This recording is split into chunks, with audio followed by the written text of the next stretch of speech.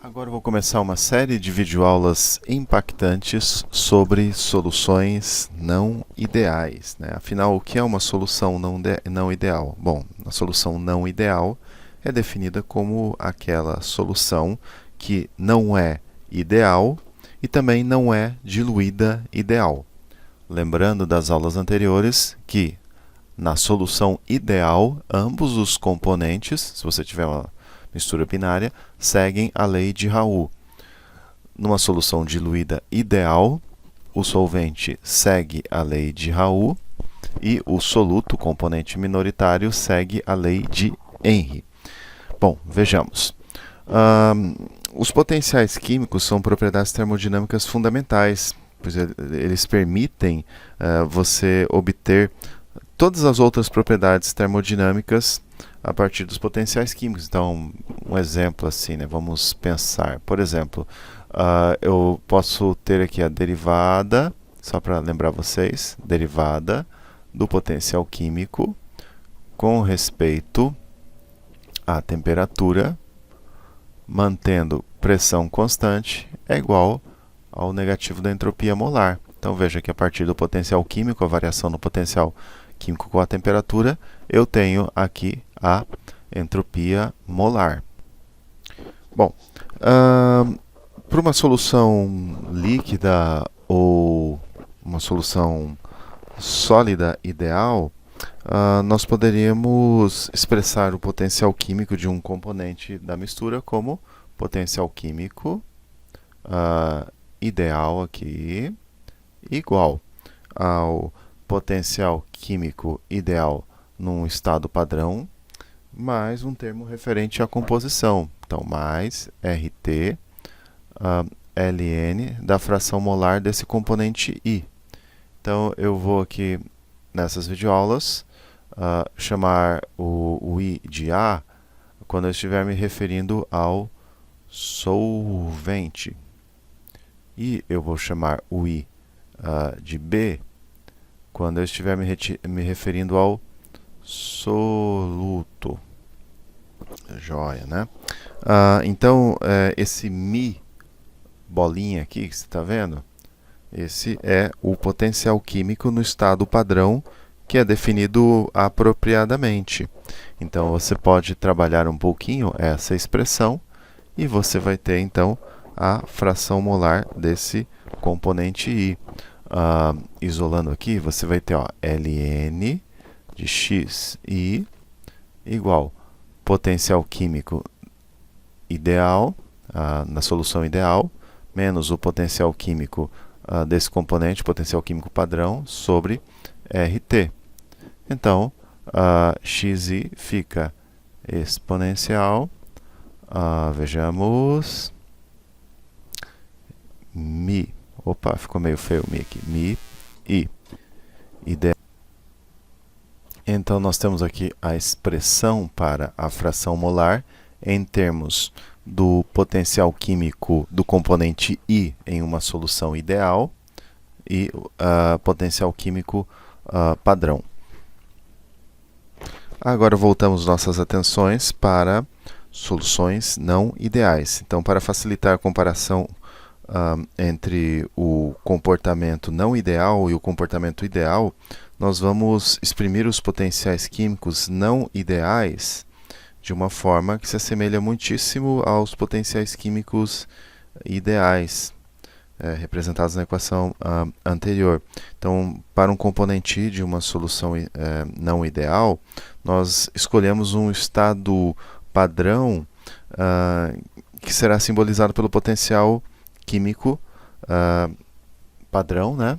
Potencial químico padrão, que será o mesmo estado padrão escolhido para a solução ideal. Então, o estado padrão aqui dessa equação que eu vou escrever agora para definir a atividade é o mesmo estado padrão que nós usamos na equação anterior para a solução ideal. Então, vamos à definição matemática da atividade. Eis a definição matemática de atividade. Então, esse igual aqui com 3 tracinhos representa, quer dizer que eu estou definindo propriedade. Então, esse Azinho aí é a atividade.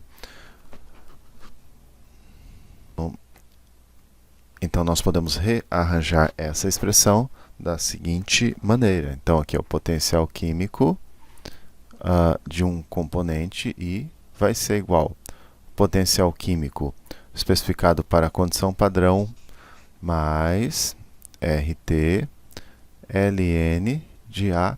Então, essa expressão nós já vimos uma bem similar no começo da aula. Então, nesse caso, a atividade substitui simplesmente a fração molar na expressão anterior que nós usamos para soluções ideais. Obviamente, numa solução ideal, você substitui então a atividade pela fração molar. Numa solução diluída ideal, também. Bom, se nós quisermos saber a diferença entre o potencial químico da solução real e o potencial químico da solução ideal, nós vamos expressar isso a partir dessas duas expressões aqui que já apareceram no começo desta videoaula. Então, subtraindo esta segunda expressão da primeira expressão, vamos ver como fica. Nós teremos RT ln da atividade de I menos RT ln da fração molar de I. Podemos rearranjar esta expressão. Então, a diferença do potencial químico de uma solução real e o potencial químico da solução ideal correspondente fica RT ln de AI sobre XI, onde AI é a fração molar e XI, ou melhor, AI é a atividade e XI é a fração molar. Então, dessa maneira, nós acabamos de definir o famoso coeficiente de atividade. Deixa eu voltar aqui na expressãozinha.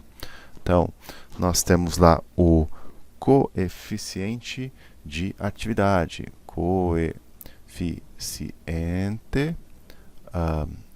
de atividade. Então, definindo aí, gama é igual a atividade sobre a fração molar. Então, para qualquer solução, você pode escrever assim, ó, a atividade vai ser igual ao coeficiente de atividade vezes a fração molar, desculpe. Ai. Essa gripe suína tá me matando. Uma mistura de gripe suína com gripe espanhola com H1N1. Bom, continuando aqui, né?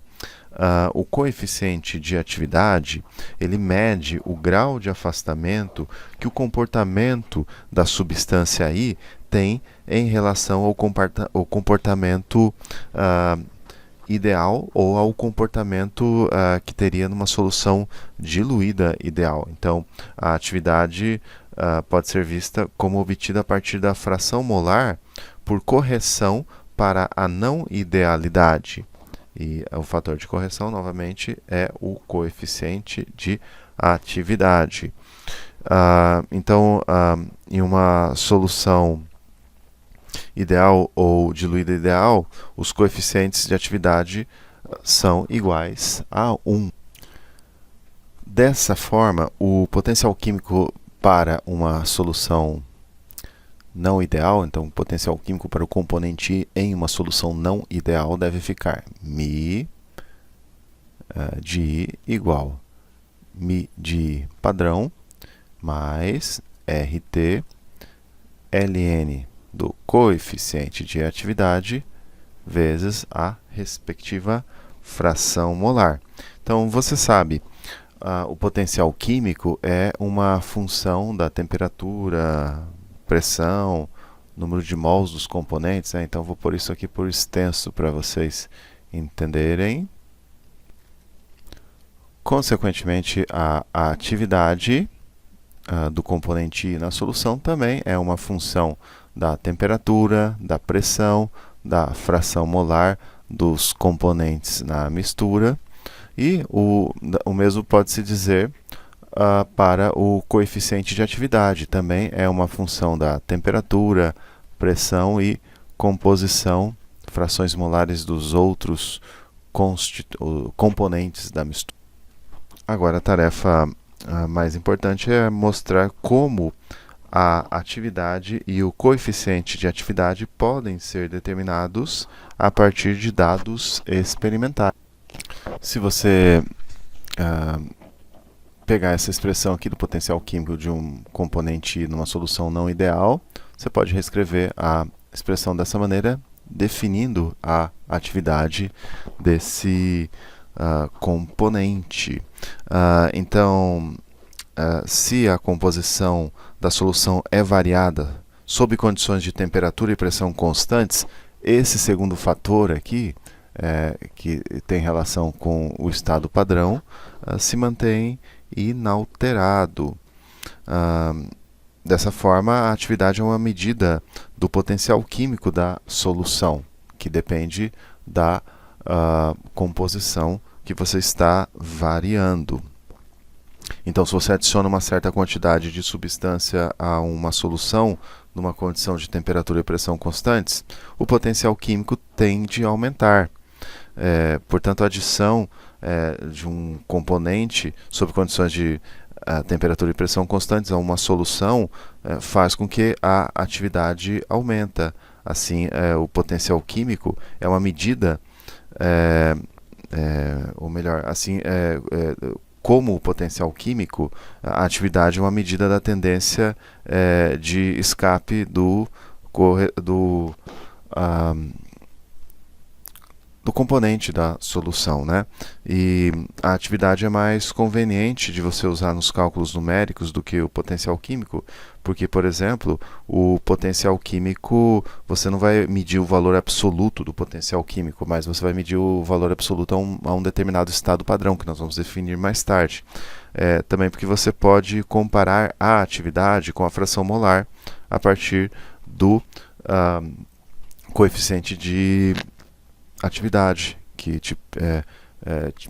te indica o quão afastado da idealidade está essa solução. Bom, próxima aula continuaremos com atividades e coeficientes de atividade, soluções não ideais. Até lá.